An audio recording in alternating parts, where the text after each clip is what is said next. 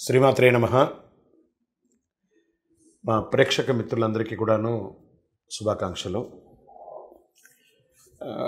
ఎప్పుడూ కూడాను ఈ మాస ఫలితాలు, తర్వాత సంవత్సర ఫలితాలు, ప్రత్యేక ఫలితాలు మాత్రమే కాకుండా కొన్ని నిత్య జీవితంలో మనం పాటించవలసింది, కాస్త తెలుసుకోవాల్సింది, నా పరిగణలో తెలిసింది, మా గురువులు మాకు నేర్పించింది, సద్గురువుల దగ్గర నుంచి సేకరించినటువంటి కొన్ని సమాచారాన్ని మీతో పంచుకోవాలని ఈ వీడియోస్ ద్వారా మేము స్టార్ట్ చేస్తున్నాం. ప్రతి వీడియో కూడా ఒక 2 నిమిషాలు 3 నిమిషాలతో కూడినటువంటి ఒక వీడియోగా ఉంటుంది. ఇది నిజంగా మీ నిత్య జీవితంలో ఇది చాలా అద్భుతాన్ని కల్పిస్తుంది. మీకు నేర్చుకోవడానికి, తెలుసుకోవచ్చు, చాలా విషయ జ్ఞానం కూడా పొందే అవకాశాలు చాలా ఉన్నాయి. మా ఛానల్ మిత్రులందరూ చూస్తున్నారు. మళ్ళీ రిక్వెస్ట్, సబ్స్క్రైబ్ చేయండి, షేర్ చేయండి. మీ మిత్రులందరికీ ఇప్పుడు ఈరోజు వాట్సాప్లో, ఫేస్బుక్లో, ఇన్స్టాలో చాలా ఈజీగా షేరింగ్ ఉంది కదా. మీకు ఇది నిజంగా నచ్చింది అనుకోండి, జస్ట్ అలా క్లిక్ చేసి షేర్ చేసేసేయండి. ఆ పక్కన ఉన్న గంట గుర్తుని క్లిక్ చేసేస్తే మా సబ్జెక్ట్ అంతా కూడా మీకు వస్తూ ఉంటుంది. గణపతికి గరిక పూజ చేయడం వల్ల శని భగవానుడికి అనుగ్రహం కలుగుతుందా, లేదా గణపతికి గరికతోనే ఎందుకు పూజ చేస్తారు?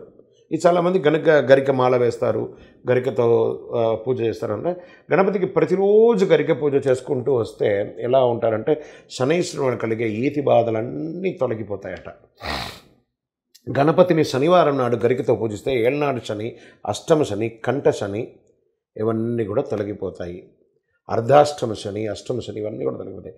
గరిక వ్రతంతో శ్రీ మహాగణపతికి పూజ చేసి తర్వాత బెల్లం నైవేద్యం పెట్టి పూజిస్తే కోరుకున్న కోరికలు తీరుతాయి, అన్ని పనులు త్వరగా నెరవేరుతాయని చెప్పబడుతుంది. దుర్గాదేవికి గరికతో పూజ చేస్తే రహస్యాలు ప్రార్థన తెలుస్తుంది. గరికను దారంతో కట్టి గణపతికి వేస్తే మీ మనోగతం అన్నీ, ఆ 21 ధృవాలు ఉంటాయి కదా, 21 ధృవాలు నిలబెట్టి తామ్ర దారం ఉంటుంది, దాంతో కానీ చేస్తే ఇంకా అద్భుతమైనటువంటి కోరికలు నెరవేరుతాయని చెప్తుంటారు. భయరోగాది కష్టాలన్నీ కూడా తొలగిపోవాలంటే గణపతిని ఉద్దేశించి ఉపవాసం ఉండి స్వామివారికి పూజ చేసి ఉండ్రాలు పెట్టి గరికతో అర్చన చేయండి. చాలా అద్భుతమైనటువంటి ఫలితాలను పొందుతారు.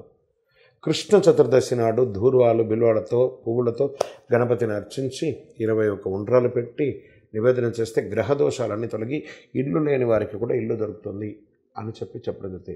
అన్నిటికంటే కూడా ఓం శ్రీ గం గణపతి నమః, గణేశాయ నమః అని 21 సార్లు ప్రతినిత్యం పఠించి దాంతో ఆ గరికతో అర్చన చేస్తే కృష్ణ చతుర్దశి నాడు ధూర్వాలు, బిల్వాలతో, పువ్వులతో గణపతిని అర్చించి మీ కోరిన కోరికలన్నీ కూడా నెరవేరుతుంది. ఇది సత్యం.